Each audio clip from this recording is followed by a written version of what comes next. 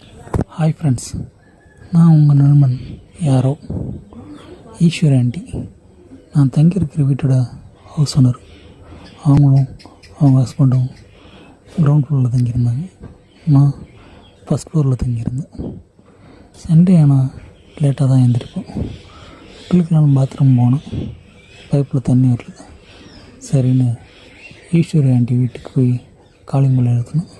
Aunty கதவை திறந்தாங்க. Aunty தண்ணி வரலன்னு சொன்னதும், சரிப்பா மோட்டர் போட மறந்துட்டு அதை போட்டுறேன்னு சொன்னாங்க. நானும் வீட்டுக்கு போயிட்டு குளித்து முடிச்சுட்டு வெளில வந்தேன். டேங்க் ஃபுல்லாகி ஓவர்ஃப்ளோ ஆகிற சத்தம் கட்டுது. கீழே போய் ஆண்டிகிட்ட, ஆண்டி டேங்க் ஃபுல்லாகி ஓவர்ஃப்ளோ ஆகுதுன்னு சொன்னோம். சரிப்பா மோட்டர் நிப்பாட்டுறேன்னு சொன்னாங்க. தண்ணி அதிகமாக பிடிச்சினா இல்லை கொஞ்சம் தான் போனதும் சரிப்பான்னு சொல்லி வீட்டுக்குள்ளே போயிட்டாங்க. ஈஸ்வரி ஆண்டி, அவங்களுக்கு 42 வயசு. நல்ல கலராக இருப்பாங்க, நல்ல ஹைட்டு. அவங்க ஹஸ்பண்ட் அரிசி மண்டி வச்சுருக்காங்க. காலைல 9 மணிக்கு வேலைக்கு போனால் நைட்டு 9 மணிக்கு தான் வருவாங்க. பிஸ்னஸ் மேலே அப்படி ஒரு இன்வால்மெண்ட்டு. சண்டே கூட வீட்டில் இருக்க மாட்டாங்க. நானும் வீட்டுக்கு வந்து டிவி பார்த்துட்டு ஈஸ்வரி ஆண்டி நினச்சிட்டு சந்தோஷமாக இருந்தேன்.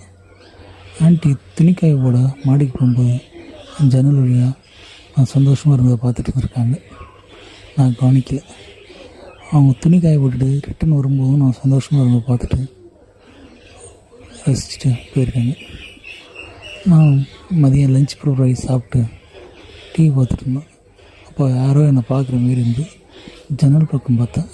ஈஸ்வரி ஆண்டி என்னையே பார்த்துட்டு இருந்தாங்க. நான் பார்த்ததும் டக்குன்னு மேலே போயிட்டு காயப்பட்ட துணிலாம் எடுத்துகிட்டு திரும்ப வீட்டுக்கு போயிட்டாங்க. அவங்க ஏன் என்னை பார்த்தாங்க, ஏன் அப்படி இருந்தாங்க நினச்சிட்டு அன்றைக்கி ஃபுல்லாக போயிடுச்சு. அடுத்த நாள் மண்டே காம்போ ஆஃப் எடுத்து ஆஃபீஸ் லீவ் போட்டு வீட்டில் இருந்தேன். எல்லாம் தூங்கிட்டு இருந்தேன். ஈஸ்வரி ஆண்டி அவங்க ஹஸ்பண்டை வேலைக்கு அனுப்பி வச்சுட்டு மாடிக்கு வந்து என் வீட்டு கதவு தட்டினாங்க. நானும் தூக்குப்பத்தில் போய் கதவு தட்டினேன். என்ன ஆண்டின்னு கேட்டேன். இல்லை, வீடு வாடகை கூட்டுமே க்ளீனாக வச்சுருக்கீங்களா, நீட்டாக வச்சுருக்கீங்களா, பார்த்துட்டு போகலாம் வந்துருந்தோம். அவங்களும் வந்து கிச்சன், பெட்ரூம், பாத்ரூம், ஹால் எல்லாம் பார்த்துட்டு பரவாயில்லையே நீட்டாக வச்சுருக்க அப்படின்னு சொல்லி ஷோபாவில் உட்காந்தாங்க. பேசிட்டே இருந்தேன். ஏன் நீ உட்காருன்னு சொல்லி என் கையை பிடிச்சி எடுத்து ஷோபாவில் உட்கார சொன்னாங்க. வேலைலாம் எப்படி போகுதுன்னு கேட்டாங்க. நல்லா போகுதுன்னு. ஆமாம், நேற்று என்னமோ பண்ணிகிட்டு இருந்தியே, என்ன பண்ணிகிட்டு இருந்தேன்? நான் ஆண்டி பண்ணிகிட்டு இருந்தேன். நானும் சும்மா தான் இருந்தேன். சும்மா சொல்லு, என்னமோ பண்ணிட்டேன்.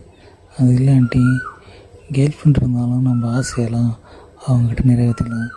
நானும் சிங்கிளாக இருக்கேன். அதான் என்னோடய ஆசையெல்லாம் நிறைவேற்றிக்க நான் கொஞ்சம் நேரம் சந்தோஷமாக இருந்தேன்னு சிரிச்சுட்டு என் கண்ணை தள்ளிட்டு பேட் பாயின்னு சொல்லிட்டு கிளம்பி சமைக்க போகிறேன்னு சொல்லிட்டு போயிட்டாங்க. நானும் குளித்து முடிச்சுட்டு வந்து ஷோபாவில் உட்காந்துருந்தேன். ஒரு 2 மணி நேரம் கழிச்சு ஆண்டி வந்து கதை தட்டினாங்க. ஓப்பன் பண்ணேன். சமைச்சிட்டேன்னு கேட்டது.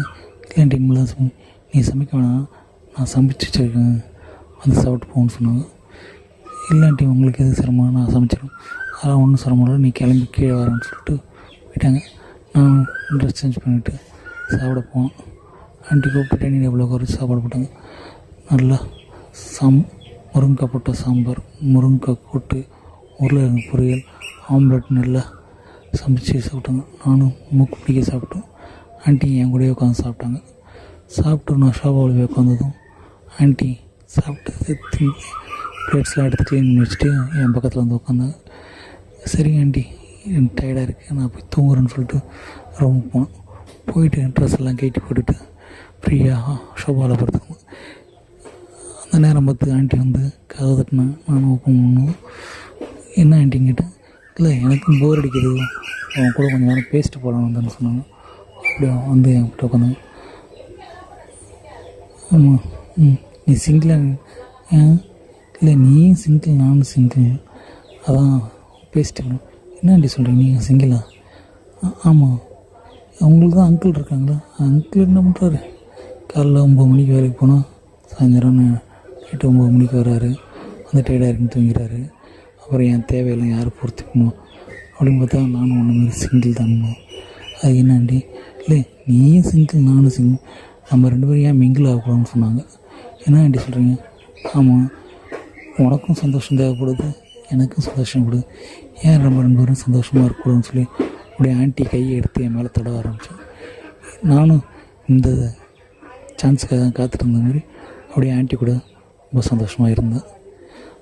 சந்தோஷமாக இருந்துட்டு ஆண்டி கிளம்பு நான் பாத்ரூம்லேயே குளிச்சுட்டு போட்டான்னு கேட்டாங்க. இது உங்கள் வீடு ஆண்டி, நீங்கள் எப்போ வரலாம் போகலாம் என்ன வேணாலும் பண்ணலாம்னு. சரிப்பா நீ என் கூட வந்து குளின்னு சொன்னாங்க.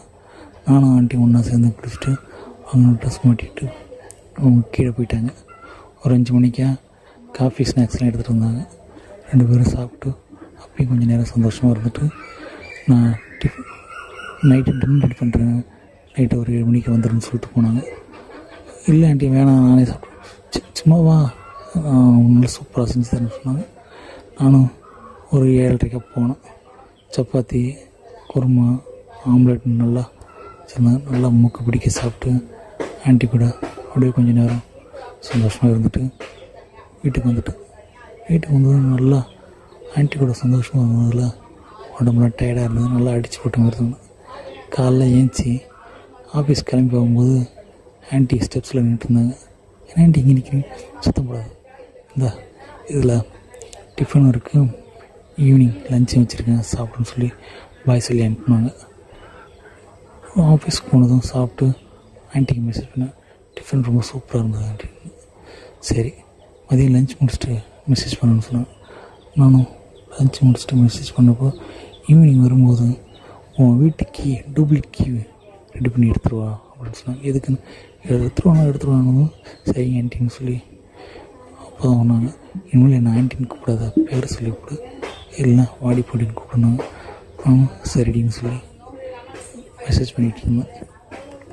சாயந்தரம் ரூமுக்கு போனதும் ஆண்டி ஸ்நாக்ஸ்லாம் எடுத்துகிட்டு வந்தாங்க, காஃபியெல்லாம்.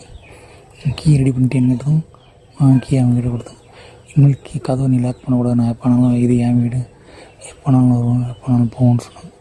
நானும் சரின்னு அடுத்த நாள் காலைல எழுந்திரிக்கும் போது காலையிலே டீ பிஸ்கெட் சாப்பிட்டு கொஞ்சம் நேரம் போயிட்டு ஃபோனை பார்த்தேன். அவங்க குட் மார்னிங் பதிலுக்கு நானும் குட் மார்னிங் அனுப்பிட்டு இன்னும் குளிக்க போனப்போ யாரோ வீட்டுக்குள்ள வந்து யாருங்கிட்ட நான் தான் சொன்னதும் டிஃபன் வச்சுருக்கேன், மதியத்துக்கு லஞ்சும் வச்சுருக்கேன் சாப்பிடணும்னு சொல்லிட்டு கிளம்பி போயிட்டாங்க. அப்புறம் டெய்லியும் எனக்கு தேவையானது எல்லாம் ஆண்டி செஞ்சு கொடுத்தாங்க. நானும் சந்தோஷமாக இருந்தேன். ஒரு நாள் மந்த் எண்ட் ஆச்சு, ரெண்ட்டு கொடுக்கலான்னு சொல்லி பணம் எடுத்துகிட்டு போய் கொடுத்தோம். எனக்கு இப்போ அமௌண்ட் வேணாம், என்னை எங்கேயாவது வெளில கூப்பிட்டு போகணுன்னு சொன்னாங்க. நானும் டைம் கிடைக்கிறப்பெல்லாம் ஆண்டியை கூப்பிட்டு வெளில போவோம். நல்லா அதில் நேரத்தில் அவங்க கூட நல்லா சந்தோஷமாக இருந்தேன். ஓகே ஃப்ரெண்ட்ஸ், உங்களுக்கு இந்த கதை பிடிச்சிருந்தா லைக் பண்ணி ஷேர் பண்ணுங்கள். இந்த மாதிரி கதை கேட்க நம்ம சேனலை மறக்காமல் சப்ஸ்கிரைப் பண்ணிவிடுங்க. நன்றி.